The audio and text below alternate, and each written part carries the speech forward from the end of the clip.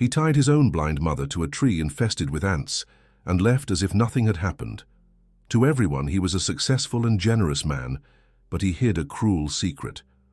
Only a white horse saw what was really happening in that remote place. And it was this silence that eventually brought a shocking truth to light.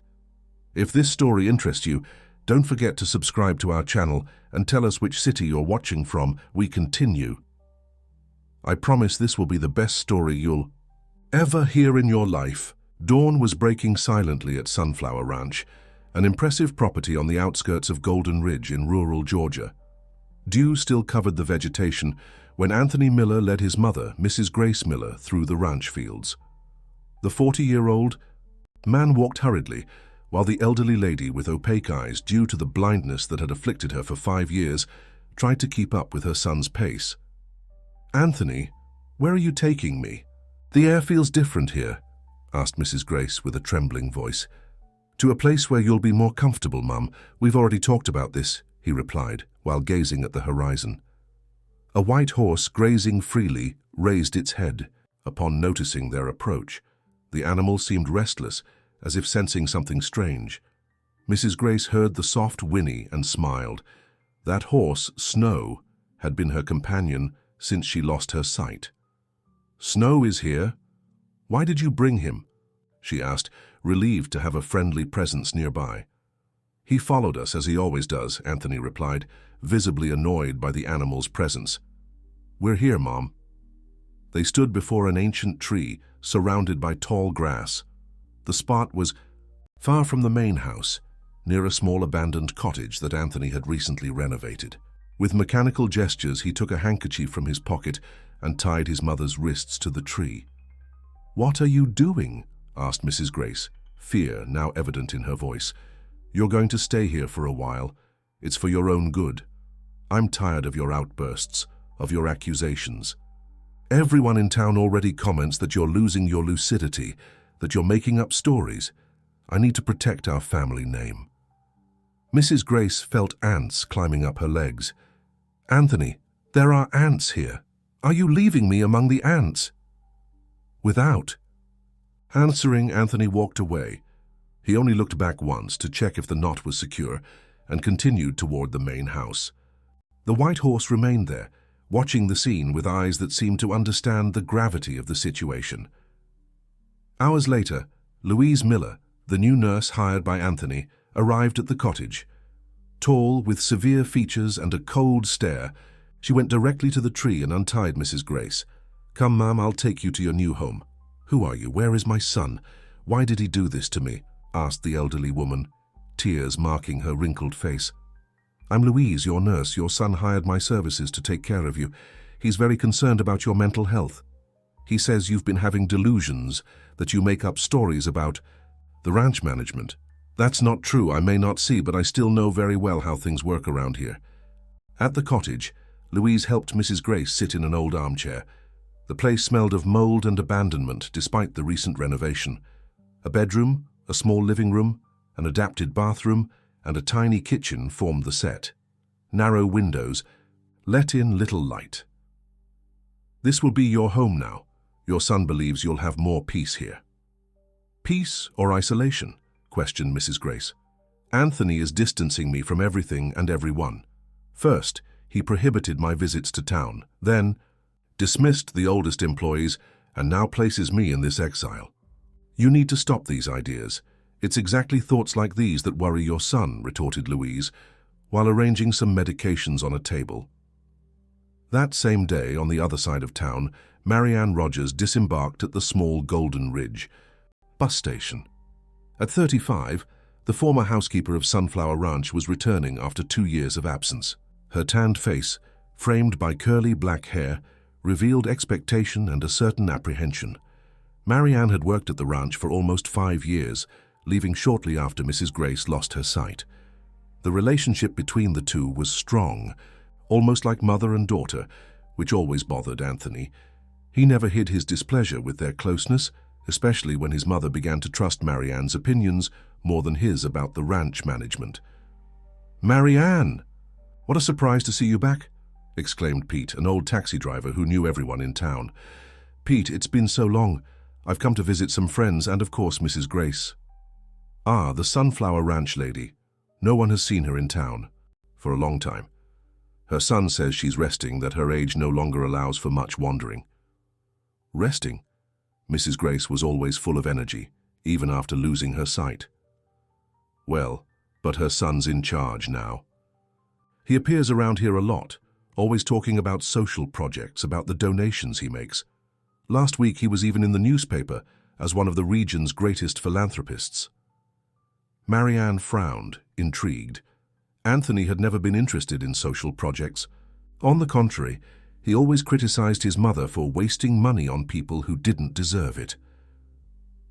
At the small-town hotel, Marianne left her suitcase and went out for a walk. She needed to understand what was happening. She passed by the market where she met Mrs. Teresa, an old friend. "Marianne, how good to see you. Have you come to visit Mrs. Grace?" "Yes, I miss her. How is she?" Mrs. Teresa lowered her voice. "No one really knows. It's been almost a year since we've seen her. Anthony says she's weak, that she needs rest. He even hired a nurse to care for her." "A nurse?" "But Mrs. Grace never had health problems besides her blindness." "Well, but they say she began to have memory problems, that sometimes she wouldn't recognize people. They say she saw conspiracies everywhere, that she accused her own son of wanting to take over the ranch. You know how small towns are. Rumors spread." Marianne knew that Mrs. Grace was lucid and perceptive even without sight. Something wasn't right in this story. "And have you seen this nurse?" "Yes, she comes shopping from time to time. A tall, serious woman, doesn't talk much. Seems competent, though." Continuing her walk, Marianne reached the central square. There she met Joseph, a former ranch worker who now sold handicrafts. "Marianne, how good to see you. Have you heard about Mrs. Grace?" "What about her, Joseph?" The man looked around, making sure no one was listening. "I saw her about 2 months ago. She was fallen near a large tree on the way to the old cottage. She had ants climbing up her legs and a cloth tied around her wrists. I went to help her, but that white horse of hers wouldn't let anyone get close, whinnying and rearing up. When I came back with help, she was no longer there." Marianne felt her chest tighten. "And did you tell anyone about this?" "Who?" "Anthony. Is the most powerful man in town now. No one wants to mess with him. And there's more. They say the nurse is his relative, that she came from far away to help control the old lady." The sun was already setting when Marianne returned to the hotel. In her room, she organized the information she had collected. Something very wrong was happening at Sunflower Ranch, and she needed to find out what. She couldn't simply show up there. Anthony would certainly prevent her from seeing Mrs. Grace. The next morning, she wore discreet clothes and took a taxi to the road that passed near the ranch. She asked the driver to leave her at a certain distance and continued on foot, trying not to be seen. From afar, she spotted the cottage mentioned by Joseph. It was a simple construction, distant from the main house. She approached carefully and saw through the window an elderly lady sitting in an armchair, staring into nothingness with empty eyes. It was Mrs. Grace, but she was different, thinner, with a haggard face, unkempt hair. At that moment, she heard the whinny of a horse. She turned and saw the white animal approaching slowly. Snow recognized her immediately and came to her, rubbing his muzzle against her shoulder. "I missed you too, friend," whispered Marianne, stroking the animal's neck. "What have they done to your owner?" The sound of footsteps alerted Marianne, who quickly hid behind a tree. A tall woman came out of the cottage, locking the door behind her. It must be the nurse. She looked around suspiciously, as if she had sensed someone's presence, but then headed toward the main house. Marianne waited until the nurse was far enough away and approached the window again. Mrs. Grace now had her eyes closed, as if sleeping. On the table beside her, several medicine bottles were lined up. Marianne tried to open the window, but it was locked. She looked around and saw Snow watching her, as if he understood what she intended to do. "I need to help her, Snow. I need to get Mrs. Grace out of here." Marianne returned to town with a heavy heart, but determined. She had a plan forming in her mind and would need help to execute it. She headed to the town's registry office, where she knew the clerk, Mr. Joaquin. "Marianne, What a surprise. How can I help you? I need to check if there has been any property transfer involving Sunflower Ranch in the last 2 years. That's public information. I can check for you, said the man while consulting the computer. Yes, there was. Mrs. Grace transferred the property entirely to her son, Anthony Miller, approximately 8 months ago. How is that possible? She's blind. How did she sign the documents? It was all legal with a notarized signature and witness. Her nurse witnessed it, in fact. Marianne felt her blood freeze. The situation was even worse than she had imagined. Anthony wasn't just isolating. His mother. He had legally taken her ranch, possibly forcing her to sign documents she couldn't read. In the days that followed, Marianne meticulously put together her plan. Each piece of information collected formed a piece of the puzzle she needed to solve. The transfer of the ranch, Mrs. Grace's isolation, the suspicious nurse, the excessive medications, everything indicated a serious situation of abuse and manipulation. Her first action was to visit the ranch's cook, Mrs. Josephine, who had worked there for over 30 years. The white-haired woman with calloused hands was visibly emotional upon seeing Marianne. "Girl, it's good that you're back. Things around here aren't going well at all," said the cook, while preparing lunch for the ranch employees. "I'm worried. About Mrs. Grace, I can't understand how she's living isolated in that cottage." Josephine lowered her voice, even though she was alone in the kitchen. "It's all very strange. I prepare her meals, but it's the nurse who delivers them.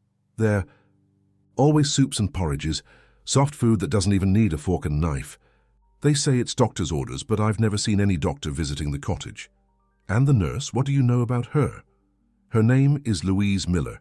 She has the same last name as the boss, but no one knows for sure if they're really relatives. She arrived here about 10 months ago, right after the rumors about Mrs. Grace's sanity began." Rumors? What kind of rumors? That she was becoming senile, that she confused people, that she had paranoia attacks. But I never believed that. Mrs. Grace was always lucid, even after losing her sight. In fact, it seemed like her other senses became sharper. She perceived everything, knew when someone was lying just by the tone of voice. Marianne nodded, remembering the perceptiveness of her former employer. "And how has Anthony been behaving?" "Oh, he's always in town, participating in events, making donations, appearing in newspapers. He rarely comes to the cottage to visit." His mother. "When he does, they're brief visits, always accompanied by the nurse. After he leaves, Mrs. Grace becomes agitated, sometimes cries. The nurse then gives her medicine to calm down, and she spends the rest of the day sleeping." The conversation with Mrs. Josephine confirmed Marianne's suspicions. She needed to find a way to speak directly with Mrs. Grace, without the presence of the nurse or Anthony. The next day, Marianne visited the municipal library, where she found archives of old newspapers. In one of them, dated 3 years ago, there was a report about a social project idealized by Mrs. Grace, a home for elderly people in vulnerable situations, which would be built on land donated by the ranch owner. "I'm proud to be able to give back to the community that has welcomed me for so many years," Mrs. Grace said in the interview. "I believe that caring for the elderly is a responsibility for all of us, especially those who have been blessed with resources." On the same page, a photo showed Mrs. Grace next to Anthony. While she smiled openly, he maintained a serious, almost annoyed expression. The project never got off the ground, and now Marianne understood why. Anthony probably never agreed with the donation of the land. While walking through town, Marianne passed by Dr. Oliver's clinic, the doctor who had always taken care of Mrs. Grace. She decided to go in. "Dr. Oliver, do you remember me? I'm Marianne, former housekeeper at Sunflower Ranch." The doctor, a gentleman with graying hair and a kind look, smiled upon recognizing her. "Of course I remember, Marianne. How are you? I heard you had moved." "Yes, but I came back to visit friends. Actually, I'm worried about Mrs. Grace.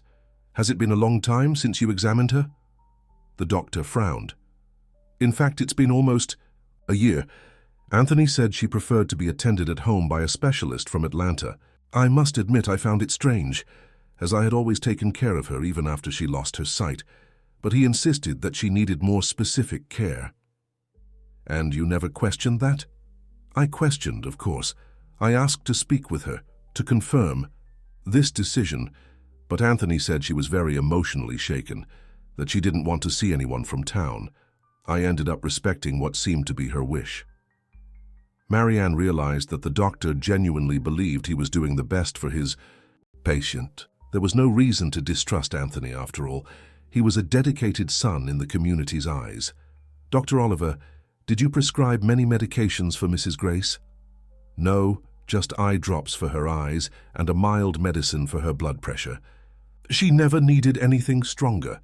This confirmed Marianne's suspicions. The medicines she had seen on the table at the cottage were not Dr. Oliver's prescriptions. Where would they come from then? And why did Mrs. Grace seem so sedated?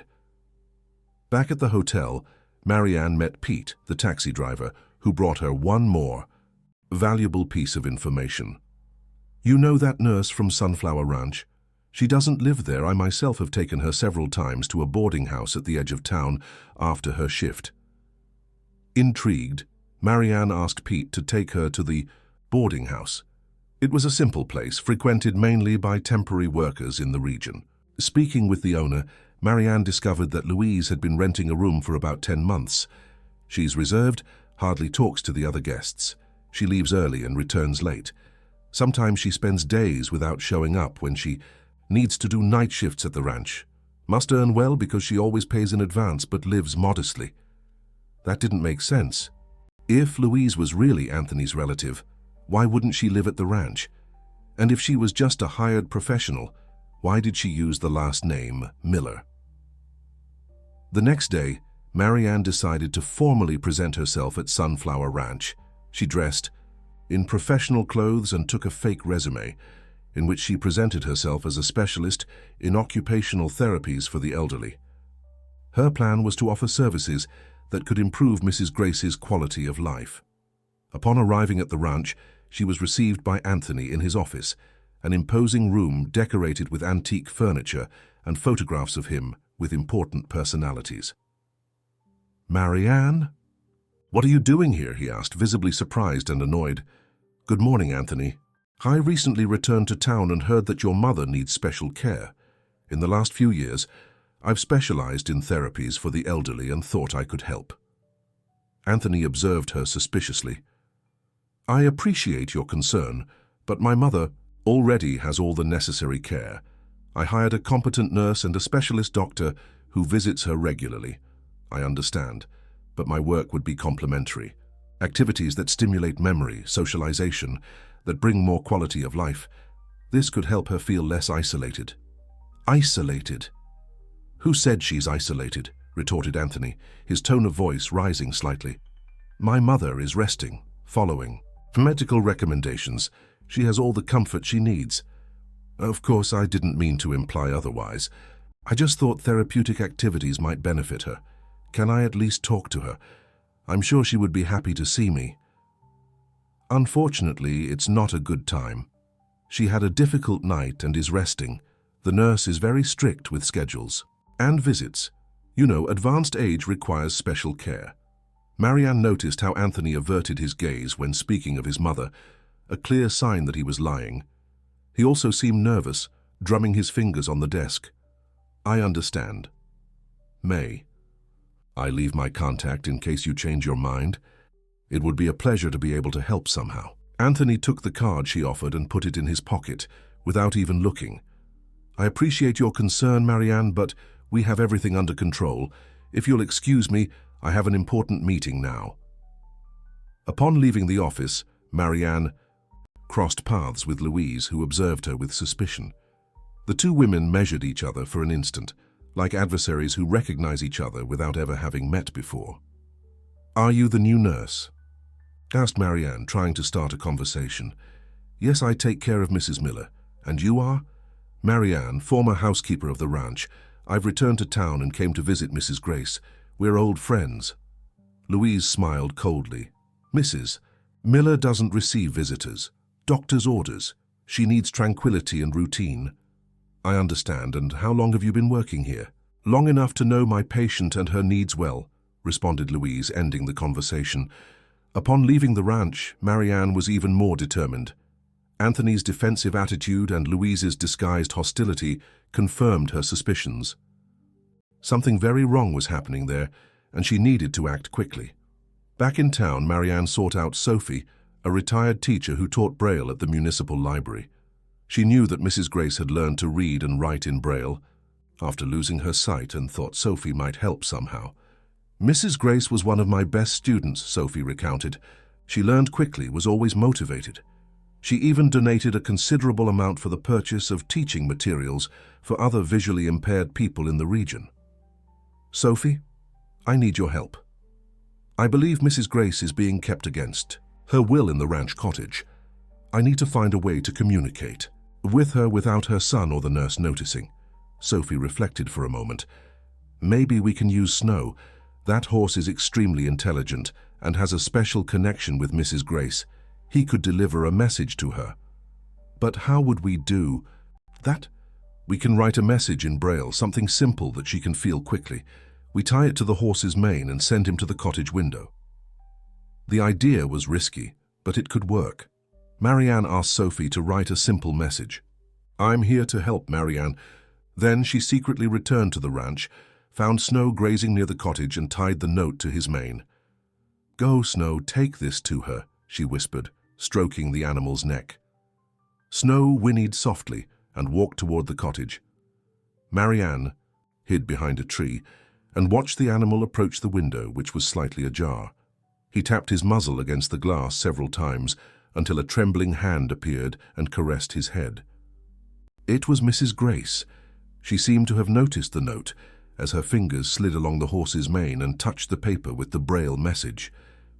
The elderly woman's face lit up for an instant, as if a ray of hope had penetrated the darkness that surrounded her. She whispered something to the horse and then moved away from the window upon hearing footsteps approaching. Marianne saw Louise entering the cottage, carrying a tray. It was lunchtime, and probably time for more medication. She needed to act quickly before Mrs. Grace was sedated again. Back in town, Marianne found Joseph, the ex-employee of the ranch who now sold handicrafts in the square. "Joseph, I need your help. I'm going to get Mrs. Grace out of that cottage." "But I can't do it alone." "But how are we going to get in there? There's always someone watching." "I have a plan, but we'll need a few more trusted people." Marianne spent the rest of the day organizing the rescue. She spoke with Mrs. Josephine, who agreed to help distract the nurse the next day. She also talked to Dr. Oliver, who, after hearing all the evidence collected by Marianne, decided to support her. "I never believed this story about a specialist from Atlanta," confessed the doctor.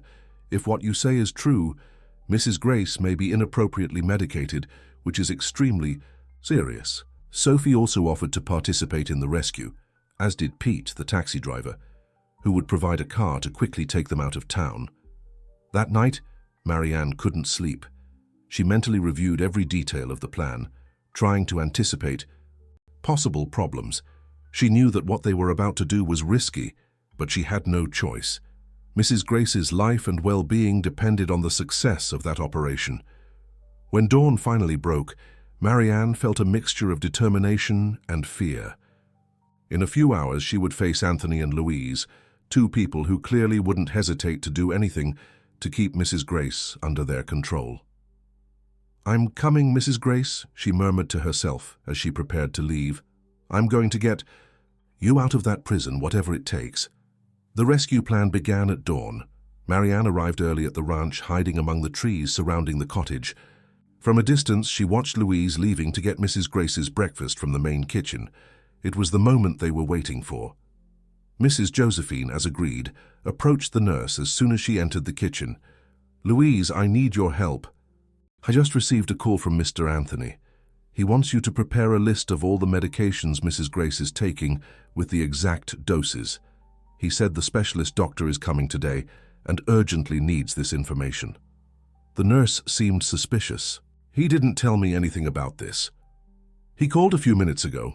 He's in town solving some problems and asked me to let you know. He said he tried to call your cell phone, but you didn't answer." Louise checked her cell phone and saw that there really was a missed call, which Joseph had purposely made without leaving a message. The strategy worked. The nurse decided to go to her room to get the notes about the medications, giving Marianne the time she needed. Quickly, Marianne approached the cottage. The door was locked as she expected, but the window to Mrs. Grace's room was slightly open, as it always was on hot mornings. Carefully, Marianne opened it completely and entered. Mrs. Grace was sitting on the bed, her gaze lost in emptiness. She seemed haggard, thinner than Marianne remembered, with a pale face and disheveled hair. Hearing the sound of footsteps, the elderly woman turned her face toward the noise. "Who's there?" "Louise." "No, Mrs. Grace, it's me, Marianne." The elderly woman's face lit up as if a light had been turned on inside her. Tears sprang from her opaque eyes. "Marianne, is it really you? Am I not dreaming?"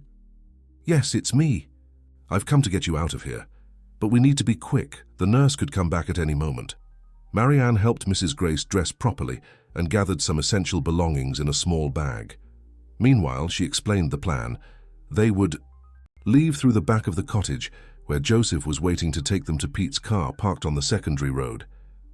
"But Marianne, I can't leave like this. Anthony will be furious. He'll say I'm confused, that I don't know what I'm doing." "Mrs. Grace, he's lying to you.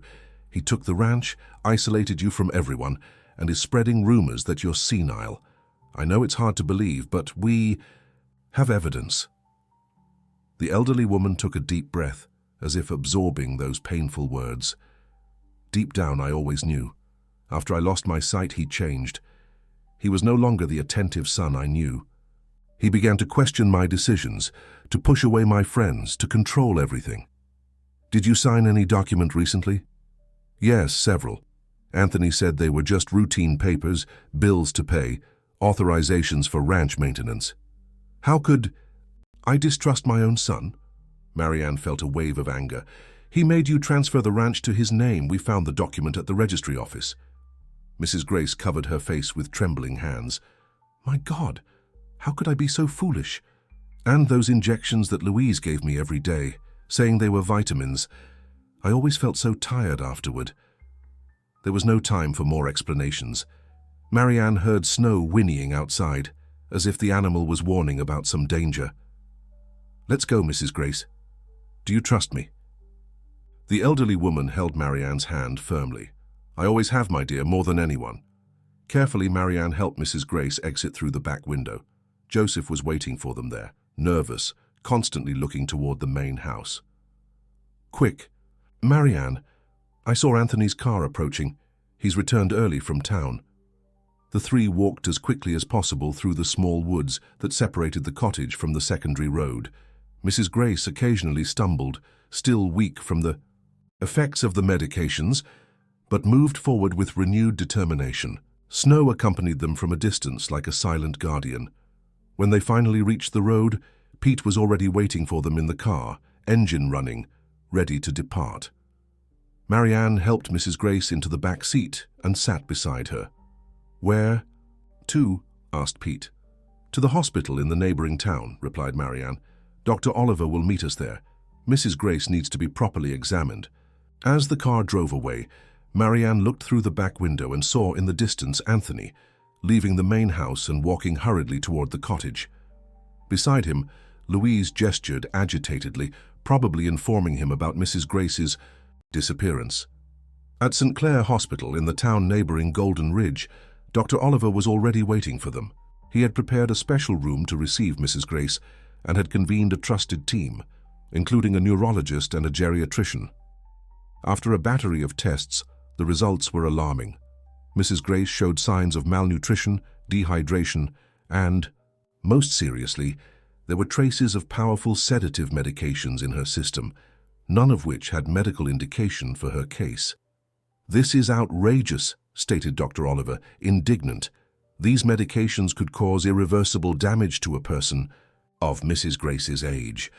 And look at these bruises on her wrists. They are clearly marks of physical restraint." Marianne felt tears of anger running down her face. "We need to report this to the authorities." "I've already called a lawyer friend," said the doctor. "He should arrive at any moment. We're going to register everything, make a complete dossier. Mrs. Grace needs to give a statement while the effects of the medications are still present in her system. This will be concrete evidence." While they were talking, they were informed that Anthony had arrived at the hospital accompanied by Louise and the local sheriff, a man known for his proximity to influential families in the region. "Where is my mother?" demanded Anthony, as soon as he spotted Marianne in the corridor. "What have you done? Kidnapped a vulnerable elderly woman with mental problems? You know that's a crime, don't you?" Before Marianne could respond, Dr. Oliver intervened.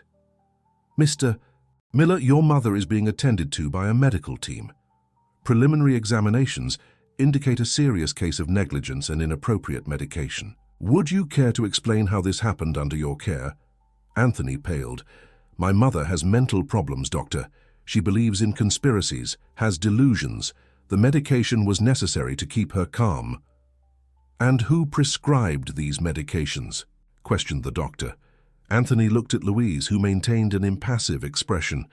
"The specialist from Atlanta, of course." "Curious," continued Dr. Oliver, "because we just checked with the Regional Medical Council, and there is no record of any specialist attending to your mother in the last 12 months.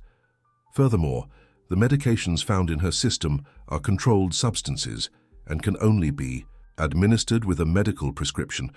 Does Ms. Louise have authorization to apply these medications?"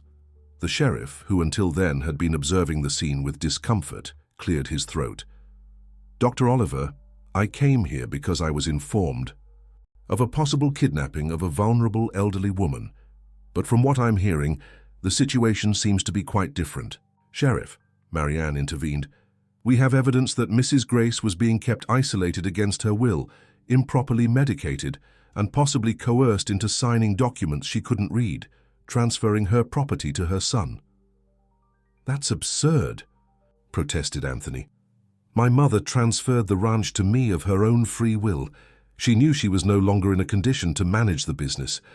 At that moment, the lawyer called by Dr. Oliver arrived, accompanied by a clerk from the neighboring town's registry office. "Mr. Miller, I'm Dr. Richard, Mrs. Grace's lawyer.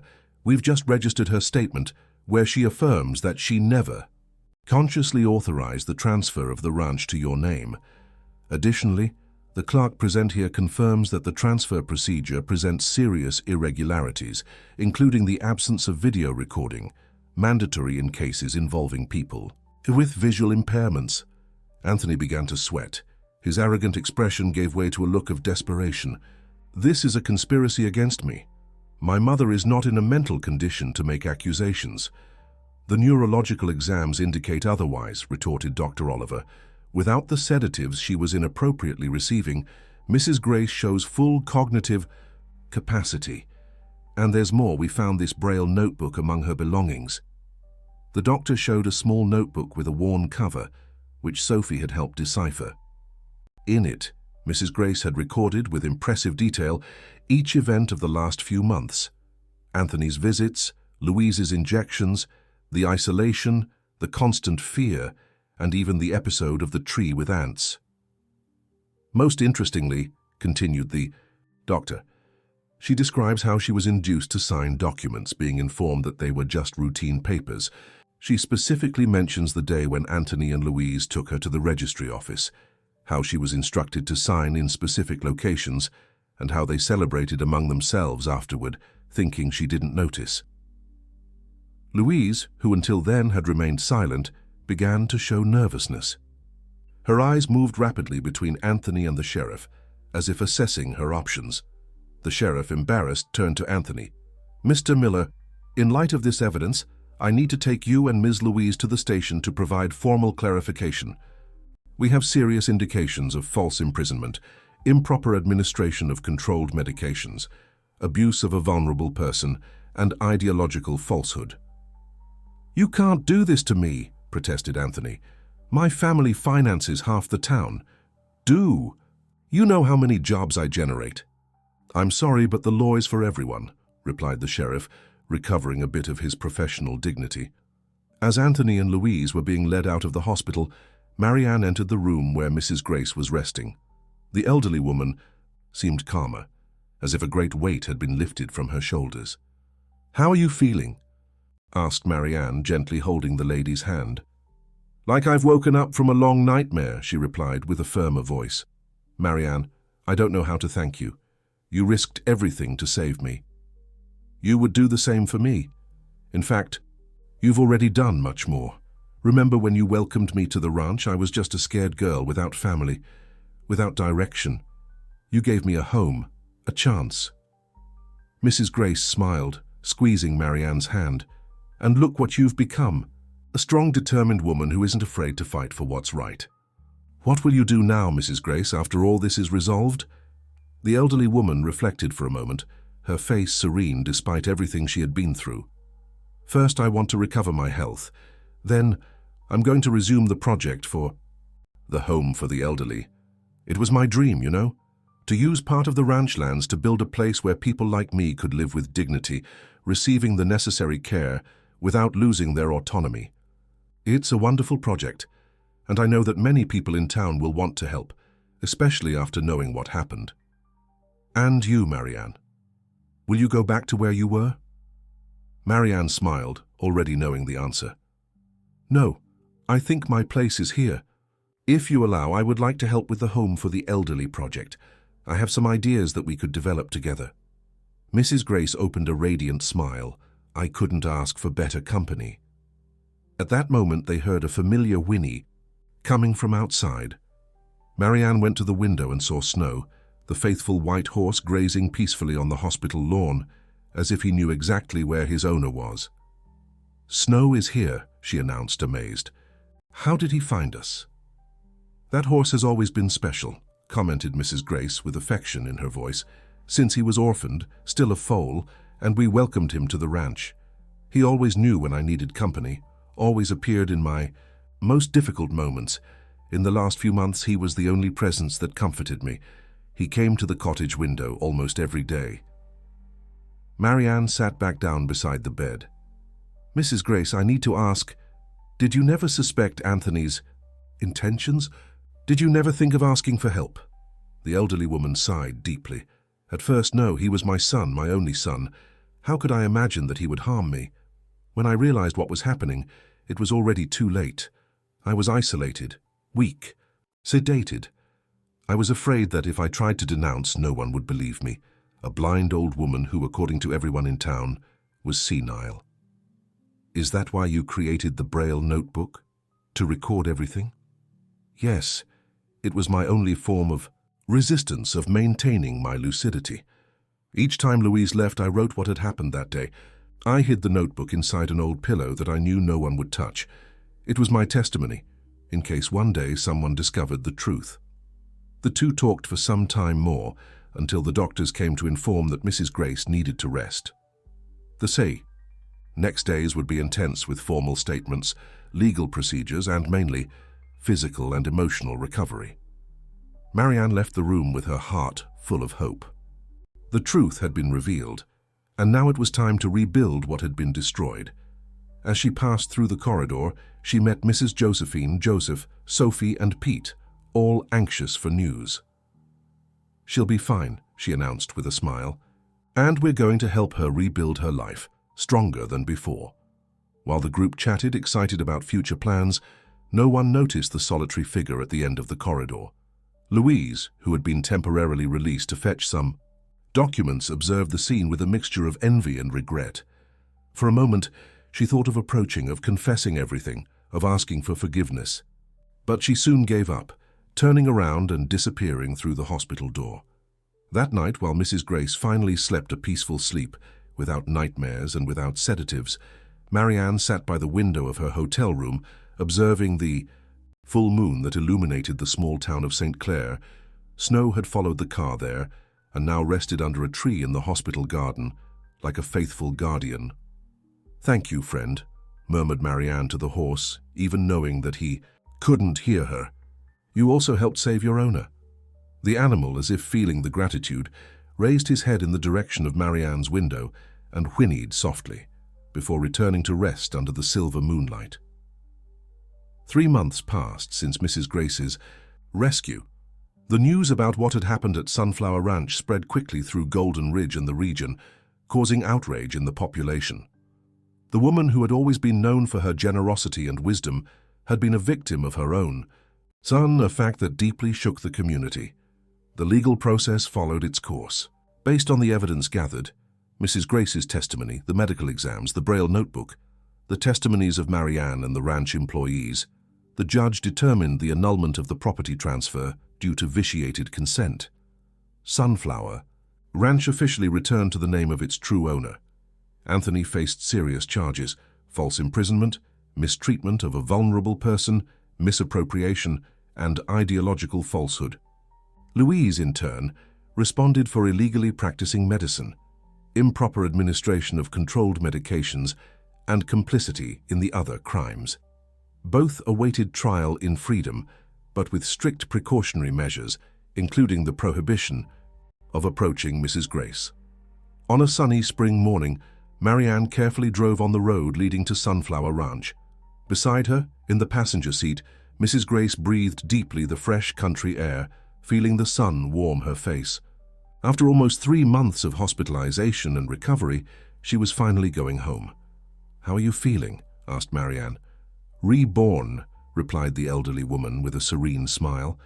"It's strange how we need to lose something to truly value what we have. I've never appreciated the simple act of breathing freely so much."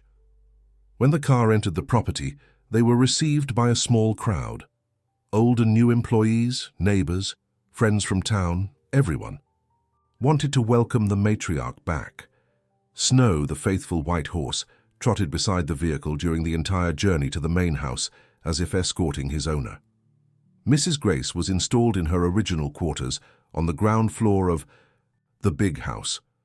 The room had been renovated to meet her special needs: furniture with rounded corners, arranged to facilitate her movement, Braille labels identifying objects, and a communication system that allowed her to call for help at any time. In the days that followed, the ranch gained new life. Marianne, now officially hired as the administrator, reorganized the team, bringing back old employees who had been dismissed by Anthony and hiring new collaborators. One afternoon, while having tea on the porch, Mrs. Grace made an announcement. That took Marianne by surprise. "I've decided to sell part of the ranch lands," she said calmly. "Sell? But why? You've always loved every piece of this property." "Yes, and I will continue to love it, but it's time to realize that old dream, remember? The home for the elderly. I'll use the money from the sale to build it right here, on the north part of the ranch near the stream. It will be a place where people like me can live with dignity, receiving the necessary care, but maintaining their independence." Marianne smiled, moved by the elderly woman's determination. "It's a wonderful project, and how do you intend to manage it?" "Me? No, my dear. I want you to manage it. No one better than you to ensure that residents are treated with the respect and care they deserve." The young woman felt tears in her eyes. "It would be an honor, Mrs. Grace, but I'm sure you still have much to contribute with your experience." "Oh, certainly. Don't think I'll just sit and observe. I'll be the chief consultant," joked the elderly woman, "and I already have a name for the place, Snow White Haven, in homage to my faithful friend." In the weeks that followed, the project began to take shape. Architects were hired, plans drawn, licenses requested. The news of the construction of the home for the elderly spread quickly, generating a wave of support in the community. Local merchants offered materials with discounts, nursing students from the neighboring town volunteered for internships, and even the city hall promised institutional support. One day, while supervising the demarcation of the land for the future facilities, Marianne noticed a familiar figure observing from afar. It was Anthony. Despite the court order that prevented him from approaching his mother, he apparently felt the need to see what was happening at the ranch he once believed was his. Hesitantly, Marianne walked in his direction. Since the day at the hospital, they hadn't exchanged a single word. "What are you doing here, Anthony? You know you can't approach the ranch." He seemed different. The arrogant and controlling man had given way to a more haggard figure, with deep dark circles under his eyes and a tired look. "I'm keeping my distance as determined by the judge," he replied without the usual hostility. "I just wanted to see what's happening. I heard about the project for the home for the elderly." Marianne studied his face, looking for signs of sincerity. "Your mother is realizing the dream that you tried to prevent." Anthony lowered his eyes. "I know. and I deserve all the contempt that you and everyone feel for me, but believe it or not, I'm remorseful. I don't expect forgiveness. It would be asking too much after what I did. I just wanted you to know that I've realized the gravity of my errors. Why did you do that to your own mother? She was always so good to you." He sighed deeply before answering. "At first it was financial desperation. The ranch was having problems. We had enormous debts, plagues in the crops, sick cattle. I maintained appearances, pretending prosperity, but we were on the verge of bankruptcy. I thought that by taking full control I could solve everything without alarming my mother. And then, I got lost in the power. I realized it was easier to keep my mother isolated, sedated, than to face her disappointment when she discovered the truth. One lie led to another, and soon I was trapped in a web that I myself had woven. Louise, who at first was just a hired accomplice, noticed my vulnerability and began to blackmail me. I had become a hostage of my own farce." Marianne felt a mixture of anger and pity. "That doesn't justify what you did." "No, it doesn't. Nothing would justify it. I'm just trying to explain, not excuse myself. What I did was unforgivable. What do you intend to do now?" Anthony looked at the land where the home for the elderly would be built in the future. "I'm selling everything I have to pay the lawyers and the indemnities. Afterward, I don't know. I'll probably have to start from scratch somewhere else." A heavy silence settled between them. Finally, Marianne spoke. "Your mother knows that you come here to observe from afar. She saw you the other day, when she was walking with Snow. You know what she said? That despite everything, she still worries about you. She didn't say she forgives nor that she forgets, but that she worries. It's more than you deserve." Anthony's eyes filled with tears. "She was always like that, wasn't she? Better than all of us?" "Yes. And that's why we're going to do everything for her project to be a success, to honor who she is and everything she represents." Anthony hesitated for a moment, then said, If I can help somehow, even from a distance, without contact with her, I would like to contribute. Not with money, as I don't have any more, but perhaps with work, technical knowledge, contacts. It would be a minimal form of reparation." Marianne considered the offer. It was difficult to trust Anthony after everything that had happened, but she also believed in the possibility of redemption. "I'll think about it, but know that any involvement of yours would be under rigorous supervision and without approaching." "Mrs. Grace," he nodded, grateful for the minimal opening, "I understand and accept. Thank you for at least listening to me." When Marianne returned to the main house, she found Mrs. Grace on the porch as if waiting for her. Beside her, Snow grazed peacefully. "You spoke with him, didn't you?" asked the elderly woman, surprising Marianne with her perception. "How did you know?" "The wind brought your voices. I couldn't understand the words, but I would recognize the tone of you two anywhere. What did he want?" Marianne sat beside the elderly woman and told her about the conversation. Mrs. Grace listened attentively without interrupting. "What do you think? Should we accept his help?" asked Marianne upon finishing her report. Mrs. Grace reflected for a moment, absent-mindedly caressing Snow's neck, who had approached. "You know, Marianne, one of the hardest lessons I've learned in life is that forgiveness isn't so much for the other, but for ourselves. It doesn't mean forgetting or excusing, but releasing the heart from the weight of resentment. Can you forgive him after everything? Forgiveness is a process, not an event. I'm walking in that direction little by little. As for his help, accept it if you think it will be beneficial for the project, but keep your eyes open. People can change, but we need actions, not just words, to believe in that change." The construction of Snow White Haven officially began 2 weeks later. The foundation stone ceremony gathered almost the entire population of Golden Ridge. The mayor made an emotional speech about how Mrs. Grace had always been an example of strength and generosity for the community. Dr. Oliver, now the official doctor of the future home, spoke about the importance of treating the elderly with dignity and respect, and Sophie, the Braille teacher, announced that she would offer free classes for the future residents and staff, ensuring better communication with the visually impaired. Anthony didn't attend the ceremony, respecting the court order, but he sent, through his lawyer, a surprising donation. All the medical equipment he had acquired for his mother's false treatment, now completely documented and legalized for use in the new home. It was a small gesture in the face of the harm he had caused, but it symbolized the beginning of a possible path of redemption. 6 months later, the first phase of Snow White Haven was completed. 10 small independent houses, a fully equipped infirmary, a community dining hall, a vegetable garden, and a stable formed the initial complex. Mrs. Grace, contrary to the expectations of many, decided not to move there. "My place is still in the main house," she explained to Marianne. "I want the haven to be for those who really need it. Besides, I need to keep an eye on you and all this administration," she joked. At the official inauguration of Snow White Haven, 10 elderly people were received as the first residents. Each had their story, their pains, their interrupted dreams. Among them was a retired teacher who had lost everything in a flood, a seamstress who had no family, a former ranch hand who had worked his entire life and now suffered from health problems. For all of them, the haven represented not just a roof but dignity and welcome. The ceremony was simple but moving. Mrs. Grace, supported by Marianne, cut the inaugural ribbon and made a brief speech. "This place is born from a painful personal experience, which taught me the value of freedom and respect.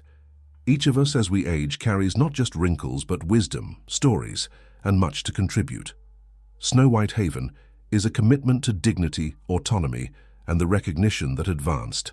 Age doesn't mean incapacity or isolation.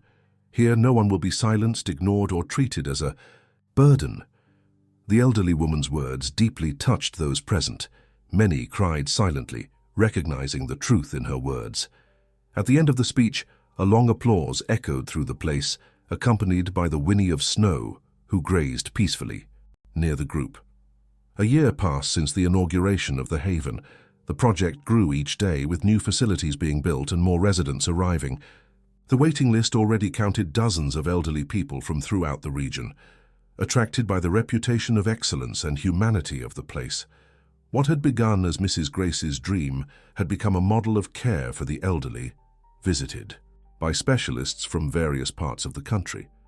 Marianne, now administrative director of the haven, had become a reference in the management of institutions for the elderly. Her work was guided by a simple but powerful philosophy: to treat each resident as a unique individual, with history, preferences, and rights. On an autumn afternoon, while supervising the construction of a new wing of the haven, Marianne was surprised by Anthony's arrival. After serving part of his sentence with community service and restrictions of freedom, he had requested and obtained judicial permission to visit the project, as long as he didn't approach his mother. "Impressive. What you've built here," he commented, observing the facilities. Marianne nodded, cautious. In the last months, Anthony had contributed from a distance, providing supplier contacts, technical suggestions, and occasionally volunteer labor. It was a slow process of rebuilding trust. "Your mother has an immense heart," she replied. "She managed to transform her pain into something that benefits dozens of people." Anthony lowered his eyes. "I will never deserve her forgiveness. But knowing that something good arose from that whole situation brings a bit of peace. She asks about you, you know. Wants to know how you are, if you're well." "Even after everything?" "Yes. It's who she is." A reflective silence established between them, broken by the sound of hooves approaching. Snow was trotting toward them, majestic as always. The horse stopped a few meters from Anthony, observing him with what seemed to be distrust. "He never forgave me," commented Anthony, with a sad smile. "Animals have a sixth sense for people's character." Marianne was about to respond when she saw Mrs. Grace approaching, supported by a cane, accompanied by Sophie. It was the first time mother and son were so close since the events of the previous year. Anthony froze, unsure about what to do. The court order prevented him from approaching his mother, but she was deliberately coming in his direction. He looked at Marianne, who seemed equally surprised. "Is it him who's there, isn't it?" asked Mrs. Grace, stopping a few meters from her son. Even without seeing, she knew exactly where he was. "Yes, ma'am," confirmed Sophie. "Anthony," called the elderly woman with a firm voice. "Come here." He hesitated, looking at Marianne, who nodded discreetly. "Mother," he said, approaching slowly, his voice choked. "You don't need to say anything," interrupted Mrs. Grace. "I hear the remorse in your voice. I feel the weight you carry. I'm not here to judge you again. Justice has already done its work. I'm here because, despite everything, you're still my son." Anthony couldn't contain his tears. "I don't deserve your compassion. What I did was terrible. Yes, you broke my trust, betrayed our most sacred bonds. But it also taught me about vulnerability, about how easy it is to become invisible when we age, about how our society discards those it considers unproductive." Mrs. Grace extended her hand, touching her son's face. "I'm not saying I've forgotten or that the wounds are completely healed. I'm saying that I choose not to let resentment occupy too much space in my heart. There's a lot of work to be done here, many lives to be transformed, and you, if you're truly remorseful, can contribute to this work." Anthony held his mother's hand, unable to express in words the gratitude he felt for that gesture of reconciliation, even if partial. "I'll do whatever it takes, Mother, for as long as necessary." "Good, because we've just received funding for 20 more houses, and we need someone who understands construction to supervise the works," she replied, with a small smile. Marianne and Sophie observed the scene with emotion. It was a small miracle, a moment of healing amid so much suffering. Snow approached slowly, and to everyone's surprise, allowed Anthony to briefly caress him, as if sealing that new beginning. In the high-tea weeks that followed, Anthony worked tirelessly on the Haven's expansion project. He maintained a respectful distance from his mother, as determined by justice, but gradually rebuilt bridges with the employees, with the residents, and, mainly, with himself. One morning, while Mrs. Grace and Marianne were having coffee on the porch of the main house contemplating the haven that now extended through a good part of the ranch, the elderly woman made an observation. "You know what impresses me most, Marianne? How something so beautiful can be born from such a painful experience." "How so?" "If I hadn't gone through all that, the isolation, the fear, the powerlessness, perhaps I would never have truly understood what other elderly people face. That tree with ants, that solitary cottage, were my university. I learned firsthand what it is to be treated as invisible, as incapable, as a burden."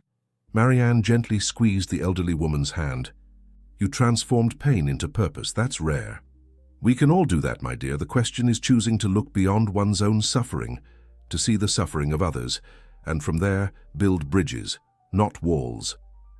That late afternoon, as was already tradition, the residents of the Haven gathered in the central courtyard for a moment of music and stories.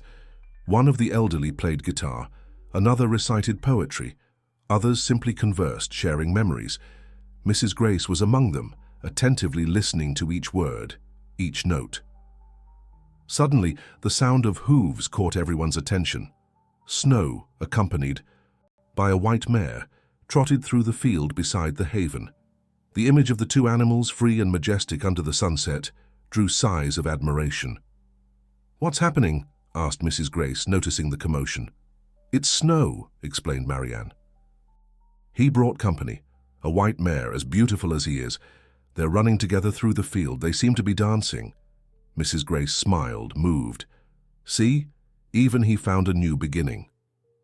As the sun set on the horizon, tinging the fields of Sunflower Ranch and the facilities of Snow White Haven with gold, Marianne reflected on the extraordinary journey they had traveled.